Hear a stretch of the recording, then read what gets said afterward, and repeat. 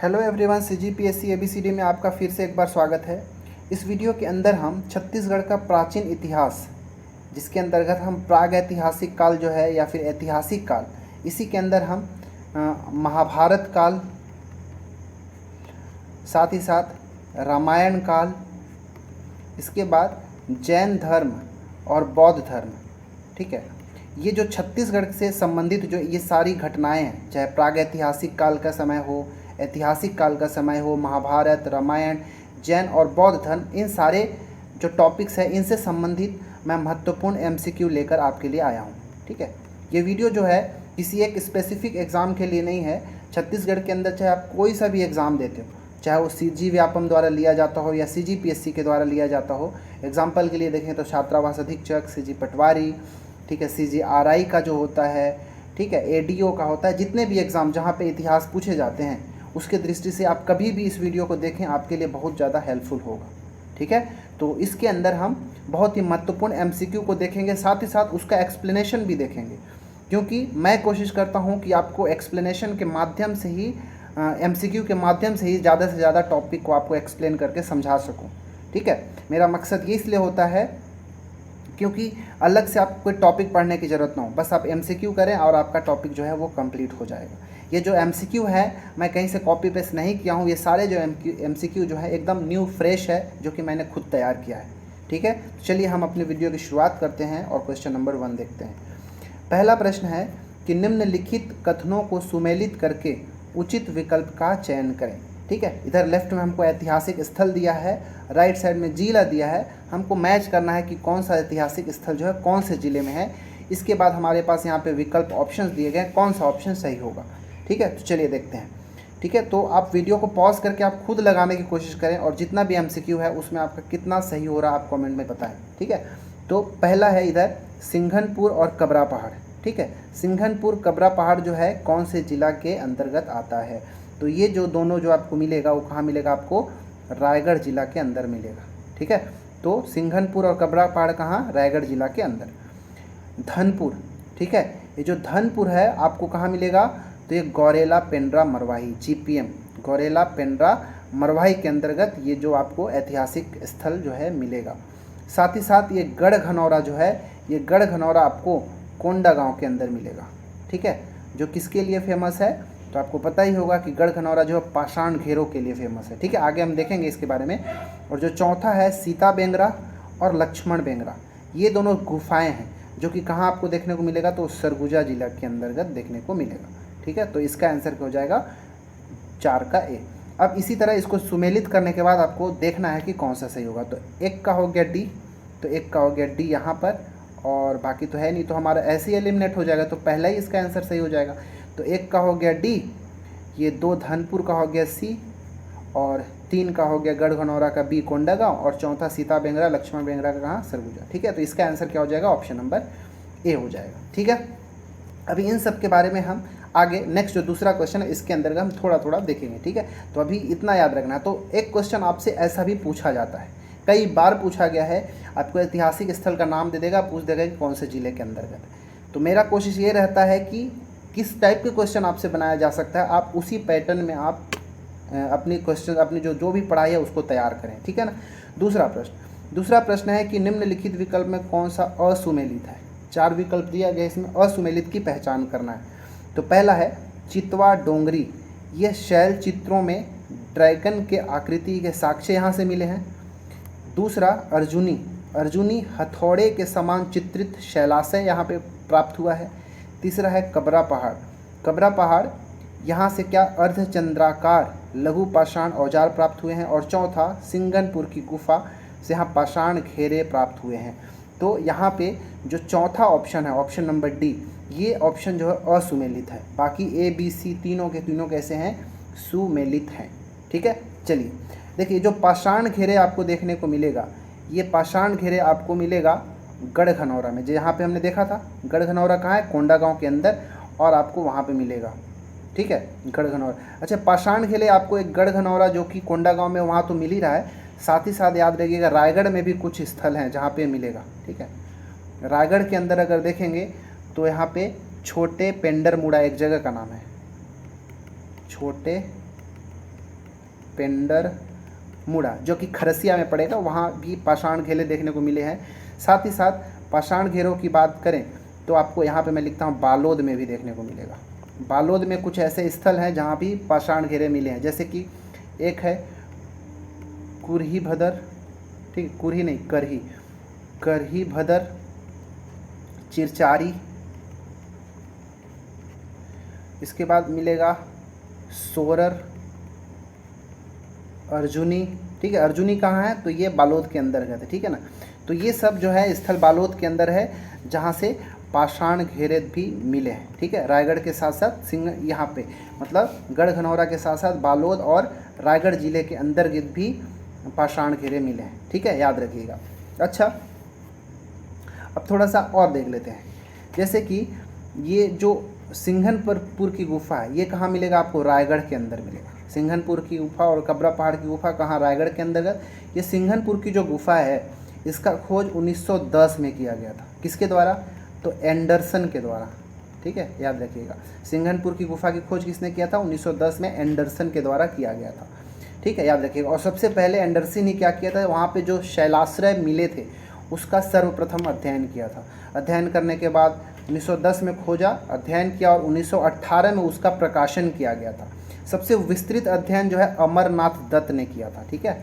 जो सिंघनपुर की जो गुफा है, यहाँ से जो शैलाश्रय प्राप्त हुआ था, उसका सबसे विस्तृत अध्ययन किसने किया था, अमरनाथ दत्त। यहाँ पे लिखता हूँ, ये सब फैक्ट को आप लिखते चलेंगे, अमरनाथ दत्त के द्वारा किया गया था, ठीक है। अच्छा, एक चीज़ याद रखिएगा, जो एग्जाम में पूछा जा चुका है कि जो सिंघनपुर की गुफा है, यहाँ से जो शैल चित्र मिले हैं वो कैसे रंग के हैं, ये पूछा गया है। तो याद रखिएगा गेरुआ रंग का, ठीक है, कैसा, गेरुआ रंग का। तो सिंघनपुर से जो शैल चित्र मिले हैं उसका रंग क्या है, गेरुआ रंग का है, ठीक है। ये जो सिंघनपुर है, इसको छत्तीसगढ़ का भीमबेटका भी कहा जाता है, ठीक है। क्या कहा जाता है, छत्तीसगढ़ का भीमबेटका कहा जाता है। और यहाँ छत्तीसगढ़ में सबसे प्राचीनतम गुफा अगर आपसे पूछेगा कि कौन सा है, तो सिंघनपुर की गुफा ही है, जिसे हम छत्तीसगढ़ का भीमबेटका कहते हैं। ये जो कबरा पहाड़ है, ये भी रायगढ़ के अंतर्गत ही है, और यहाँ से भी शैल चित्र मिले हैं, परंतु याद रखिएगा यहाँ से जो शैल चित्र मिला है वो लाल रंग का है, ठीक है। जो सिंघनपुर वाले में कैसा, गेरुआ रंग का, कबरा पहाड़ से कैसा, लाल रंग के शैल चित्र मिले हैं। और यहाँ से जो शैल चित्र मिले हैं उसमें छिपकली, घड़ियाल, कुल्हाड़ी और सांभर के ऐसे शैल चित्र बना हुआ मिला, ठीक है, याद रखिएगा। धनपुर कहाँ है, गौरेला पेंड्रा मरवाही के अंतर्गत है, अंदर है। और यहाँ पे धनपुर के अंतर्गत अंदर मानव आकृतियों का चित्रण देखने को मिला है, ठीक है। और गढ़खनौरा के बारे में हमने देख लिया। सीता बेंगरा और लक्ष्मण बेंगरा जो है, दोनों आपको सरगुजा जिला के अंदर मिलेगा। ये दोनों भी गुफा हैं, ठीक है, याद रखिएगा। ये जो सीता बेंगरा जो है, ये दोनों के दोनों कहाँ मिलेंगे आपको, सरगुजा के अंदर रामगढ़ की पहाड़ी पे मिलेगा, ठीक है, रामगढ़ पहाड़ी के ऊपर देखने को मिलेगा। ये जो सीता बेंगरा है, इसको प्राचीनतम, सबसे प्राचीनतम नाट्यशाला, ठीक है, मतलब थिएटर माना जाता है, प्राचीनतम नाट्यशाला माना जाता है। अच्छा हाँ, एक चीज़ याद रखिएगा कि सीता बेंगरा जो है, इसका खोज किसने किया था, तो कर्नल आउसले ने किया था। कर्नल आउसले के द्वारा किया गया था 1848 में। तो ये याद रखिएगा कि किसने खोजा। यहाँ पे हमने देखा सिंघनपुर की खोज 1910 में एंडरसन ने किया था, परंतु सीता बेंगरा की खोज कर्नल आउसले ने 1848 के अंतर्गत किया था, ठीक है, याद रखिएगा। तो ये सारा था पूरा एक्सप्लेनेशन। ये सीता बेंगरा जो गुफा है, ये मौर्यकालीन है, याद रखिए, कब का, मौर्यकालीन है। तो ये पाषाण घेरे के बारे में भी हमने देखा। पाषाण घेरा जनरली होता क्या है कि जो उस समय के जो आदि मानव होते थे, ठीक है, उस समय के जो थे, तो जो भी शव होता था, शवों को दबा कर और उसके ऊपर दफनाने के बाद उसके ऊपर पत्थर से ढक दिया जाता था, जिससे हम पाषाण घेरे कहते हैं, ठीक है, याद रखिएगा। ये सब पूरा एक्सप्लेनेशन को आपको भी याद करते चलना है, ठीक है। चलिए तीसरा प्रश्न पढ़ते हैं। तीसरा प्रश्न है आज का कि छत्तीसगढ़ में प्राग ऐतिहासिक कालीन सबसे लंबी गुफा कौन सी है। कौन सी ऐसी गुफा है जो प्राग ऐतिहासिक काल का हो और सबसे लंबी गुफा हो। सिंघनपुर की गुफा, सीता बेंगरा गुफा, रैनखोल गुफा और बोतलदा का गुफा, कौन सा सही है। तो इसका जो सही आंसर है वो है ऑप्शन नंबर डी, ठीक है, बोतलदा। बोतलदा गुफा जो है ये आपको कहाँ मिलेगा, तो याद रखिएगा ये आपको रायगढ़ के अंतर्गत ही मिलेगा, ठीक है, रायगढ़ में बोतलदा गुफा। और ये गुफा जो है छत्तीसगढ़ की सबसे लंबी गुफा है, याद रखिएगा, ठीक है, छत्तीसगढ़ की सबसे। अगर सबसे प्राचीन गुफा अगर पूछेगा तो सिंघनपुर की गुफा, ठीक है। अगर प्राचीनतम गुफा बोला जाएगा आपसे तो क्या होगा, वो सिंघनपुर की गुफा है। और ये अगर पूछेगा कि सिंघनपुर की गुफा किस लिए प्रसिद्ध है, तो याद रखिएगा पाषाण कालीन शैल चित्रों के लिए प्रसिद्ध है ये, ठीक है। ये रैनखोल गुफा कहाँ मिलेगा, तो ये शक्ति के अंतर्गत मिलेगा। शक्ति जिला जो छत्तीसगढ़ का है वहाँ पे आपको रैनखोल गुफा देखने को मिलेगा, याद रखिएगा, ठीक है ना। और सीता बेंगरा गुफा तो हमको पता है कहाँ मिला, रामगढ़ की पहाड़ी में। ये कहाँ पड़ेगा आपको, सरगुजा जिला के अंतर्गत, ठीक है, जहाँ पे प्राचीनतम नाट्यशाला स्थित है, ठीक है ना। चलिए चौथा प्रश्न है, महाभारत काल में छत्तीसगढ़ के बस्तर क्षेत्र को क्या कहा जाता था। ये अच्छा क्वेश्चन है, एग्जाम में पूछा गया है, ठीक है। महाभारत काल में छत्तीसगढ़ के बस्तर क्षेत्र को क्या कहा जाता था, दक्षिण दिक, दंडकारण्य, कांतार या फिर महाकांतार, क्या कहा जाता था। तो इसका जो आंसर है ऑप्शन नंबर सी, कांतार। तो ये पीरियड याद रखिए कब की बात किया, तो महाभारत काल में। महाभारत काल में बस्तर का जो क्षेत्र है, छत्तीसगढ़ का जो बस्तर क्षेत्र है, उसको कांतार कहा जाता था, ठीक है। दक्षिण दिक कब कहा जाता था, तो याद रखिएगा वैदिक काल में, याद रखते हैं, ठीक है। वैदिक काल में देखिए, वैदिक में भी दिक आ रहा है, दक्षिण दिक में भी दिक आ रहा है, तो याद रखिएगा दक्षिण दिक जो है वैदिक काल में। दंडकारण्य कब कहा जाता था, तो ये रामायण काल में, ठीक है, रामायण काल में। रामायण के समय आप सुना होगा कि एक दंडक नामक राक्षस था जिसको भगवान राम मारते हैं, तो उसी क्षेत्र में रहता था, दंडकारण्य क्षेत्र में। तो दंडकारण्य रामायण काल में बस्तर को कहा जाता था। ये जो कांतार है तो हम देख ही लिए, बस्तर क्षेत्र को महाभारत काल में क्या कहा जाता था, कांतार कहा जाता था। परंतु जो गुप्त काल था, ठीक है, गुप्त काल में बस्तर क्षेत्र को क्या कहा जाता था, महाकांतार कहा जाता था, याद रखिएगा, ठीक है। अच्छा, बस्तर क्षेत्र का तो हमने देख लिया, साथ ही साथ अगर मैं पूछूं कि जो छत्तीसगढ़ वाला, मध्य छत्तीसगढ़ वाला पोर्शन है उसको क्या कहा जाता था, तो महाभारत काल में बस्तर क्षेत्र को तो कांतार कहा जाता था, परंतु याद रखिएगा महाभारत काल में जो मध्य छत्तीसगढ़ है उसको कहा जाता था प्राक कौशल, ठीक है। क्या कहा जाता था, प्राक कौशल, कब, महाभारत काल में, ठीक है। अगर रामायण काल की बात करें, रामायण काल में बस्तर को क्या कह दिए थे हम, दंडकारण्य, लेकिन जो हमारा दक्षिण मतलब छत्तीसगढ़ वाला जो पोर्शन है मध्य वाला, उसको हम कहते थे दक्षिण कौशल, ठीक है, दक्षिण कौशल। उस समय की भाषा जो थी कोसली थी, ठीक है, याद रखिए रामायण काल में दक्षिण कौशल कहा जाता था। अच्छा हाँ, अगर गुप्त काल में हमने इसको देखा महाकांतार, तो छत्तीसगढ़ वाले पोर्शन को क्या कहा जाता था, दक्षिणापथ, ठीक है। गुप्त काल में, यहाँ पे लिखता हूँ, सब नोट डाउन करिएगा, गुप्त काल में दक्षिणापथ कहा जाता था, ठीक है। समुद्रगुप्त का आक्रमण होता है तो हम आगे देखेंगे। तो दक्षिणापथ में गुप्त काल में छत्तीसगढ़ के, मध्य छत्तीसगढ़ को दक्षिणापथ कहा जाता था, या फिर कौशल भी सीधी सी बात करते। मुगल काल में जो ये वाला क्षेत्र था मध्य छत्तीसगढ़ का, उसको रतनपुर क्षेत्र कहा जाता था, ठीक है, रतनपुर क्षेत्र, कब, तो मुगल काल में मध्य छत्तीसगढ़ को कहा जाता था। तो यहाँ से क्वेश्चन भी बनता है, इसलिए मैंने बनाया। पांचवा प्रश्न है, निम्नलिखित महाभारत कालीन स्थलों में और उनके प्राचीन नाम से सुमेलित नहीं है, याद रखिएगा। सभी के सभी जो यहाँ पे स्थल है वो महाभारत कालीन है, और उनका प्राचीन नाम क्या है, इसमें से 3 ऑप्शन जो है सुमेलित है, एक जो है सुमेलित नहीं है, बताना है।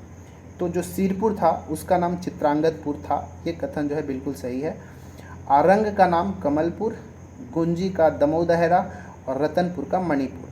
तो यहाँ पे जो ऑप्शन नंबर सी ये भी सही है, गुंजी का महाभारत काल में नाम दमोदहरा था, ठीक है। और जो रतनपुर है उसका महाभारत काल में नाम क्या था, मणिपुर था, लेकिन आरंग का नाम कमलपुर नहीं था। आरंग का नाम क्या था, तो आरंग का नाम था भांडेर, ठीक है। क्या नाम था, भांडेर नाम था, एक बार क्लियरली लिख दूँ, भांडेर, ठीक है, याद रखिएगा। एक और याद रखिए, खल्लारी, सिरपुर के पास एक खल्लारी मिलेगा, तो खल्लारी का नाम क्या था, तो खल्लारी का नाम था खलवाटिका, ठीक है, खलवाटिका, तो याद रखिएगा, ठीक है। चलिए छठवां प्रश्न बढ़ते हैं। 6 प्रश्न है आज का कि निम्नलिखित में कौन सा स्थल बौद्धकालीन स्थल नहीं है, ठीक है, कौन सा स्थल बौद्धकालीन स्थल नहीं हमको बताना है। तुरतुरिया, भोंगापाल, डोंगरगढ़ और मल्हार, ठीक है, हमको बताना है। बौद्धकालीन स्थल नहीं है, हमको ये बताना है, ठीक है। ठीक है, देखते हैं। तो यहाँ पे चलिए तुरतुरिया, जो तुरतुरिया है यहाँ पे मौर्यकालीन बौद्ध भिक्षुओं के लिए एक विहार है, ठीक है, विहार है, जहाँ पे एक बुद्ध की प्रतिमा भी देखने को मिलता है। ठीक है, ये तुरतुरिया आपको कहाँ मिलेगा? बलौदा बाज़ार में मिलेगा। बलौदा बाज़ार में कहाँ मिलेगा? तुरतुरिया। यहाँ पे क्या बोला कि यहाँ पे तुरतुरिया में क्या है कि मौर्यकालीन बौद्ध विहार देखने को मिलता है, जहाँ पे बुद्ध की प्रतिमा है। मतलब ये कह लो कि तुरतुरिया जो है ये बौद्धकालीन स्थल है। ठीक है, आपसे नहीं पूछा गया है। भोंगापाल, ये जो भोंगापाल है आपको कोंडागांव ज़िले में मिलेगा। ठीक है, ये कोंडागांव जिला के अंतर्गत मिलेगा और यहाँ भी भगवान बुद्ध की प्रतिमा है। ठीक है, भगवान बुद्ध की एक विशाल प्रतिमा देखने को मिलेगा। ठीक है, भगवान बुद्ध की विशाल प्रतिमा मिलेगा।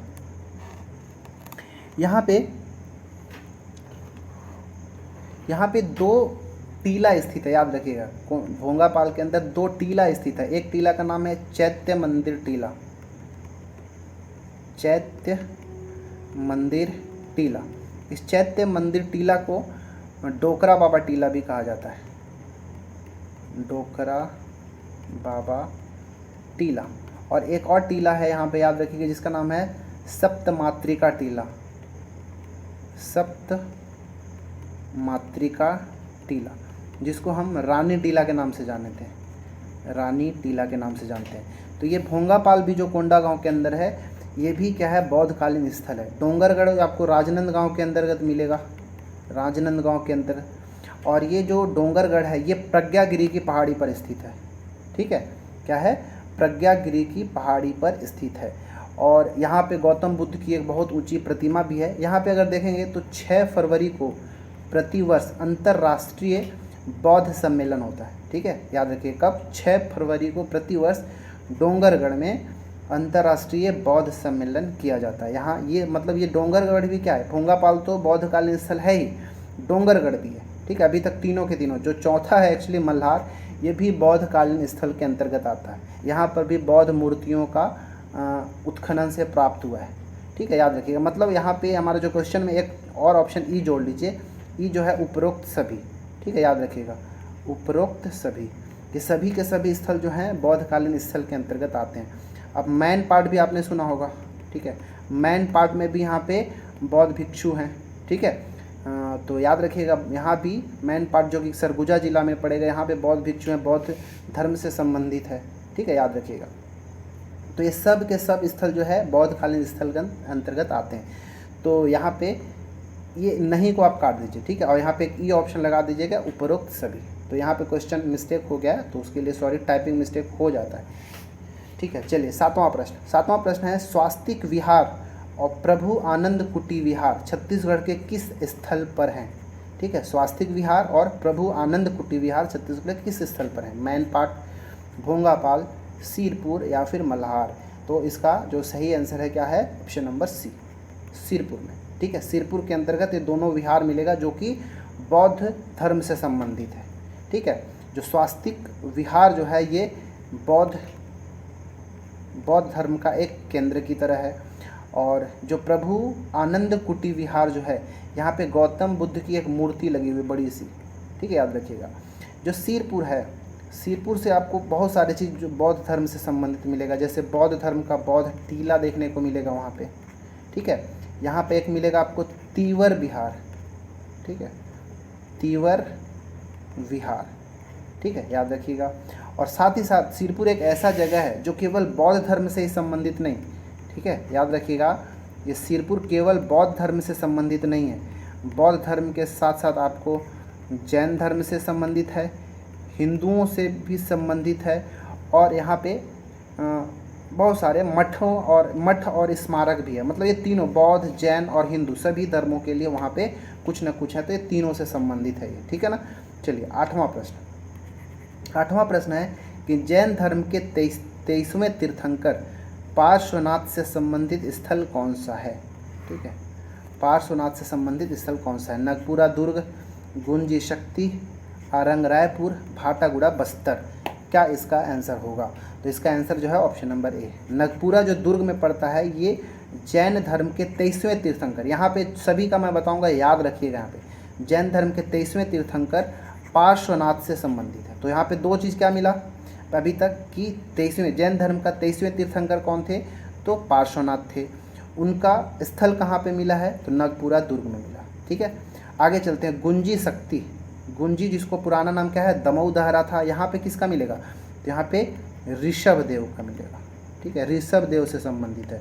और ऋषभ देव कौन थे, तो जैन धर्म के संस्थापक थे। जैन धर्म के प्रथम जो फर्स्ट वाले तीर्थंकर थे वो कौन थे, ऋषभ देव थे। ठीक है, याद रखिएगा। तो इनका इससे संबंधित स्थल कौन सा है, गुंजी या फिर शक्ति जला के रहते, गुंजी या फिर दमऊ दहरा। तीसरा है आरंग रायपुर। आरंग, अच्छा यहाँ पे याद रखिएगा जो ऋषभ देव हैं इनसे संबंधित एक और जगह का भी नाम याद रखिएगा, ऋषभ देव से संबंधित। यहाँ पे मैं लिखता हूँ, एक जगह आपने सुना होगा बिलासपुर में, मल्हार के पास, जगह का नाम है बूढ़ी खार। ठीक है, बूढ़ी खार कहाँ मिलेगा, बिलासपुर में, मल्हार के आसपास। वो भी किससे संबंधित है, ऋषभ देव से संबंधित है। कौन है भाई, ठीक है। तीसरा जो है आरंग रायपुर में। ठीक है, आरंग रायपुर से आपको सुमतिनाथ का मिलेगा, सुमतिनाथ। ये सुमतिनाथ जो है वो जैन धर्म के 5वें तीर्थंकर है। साथ ही साथ यहाँ से आरंग जो कि रायपुर जिले में पड़ता है, यहाँ से आपको जैन धर्म के 24वें तीर्थंकर महावीर स्वामी से भी संबंधित है। यहाँ इनके भी कुछ अवशेष या फिर कुछ इनसे संबंधित प्राप्त हुए हैं। ठीक है, तो ये 24वें तीर्थंकर कौन थे, महावीर स्वामी। तो महावीर स्वामी का भी संबंध किससे, आरंग रायपुर से। तो आरंग रायपुर से 2, सुमतिनाथ 5वें और महावीर स्वामी 24वें।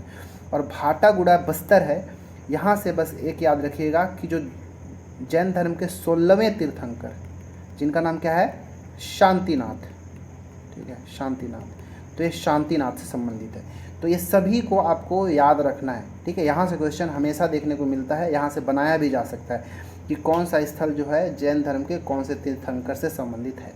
ठीक है, तो ये था 8 प्रश्न जिसमें हमने देखा था प्राग ऐतिहासिक काल, आद्य ऐतिहासिक काल से संबंधित प्रश्न भी देखा हमने।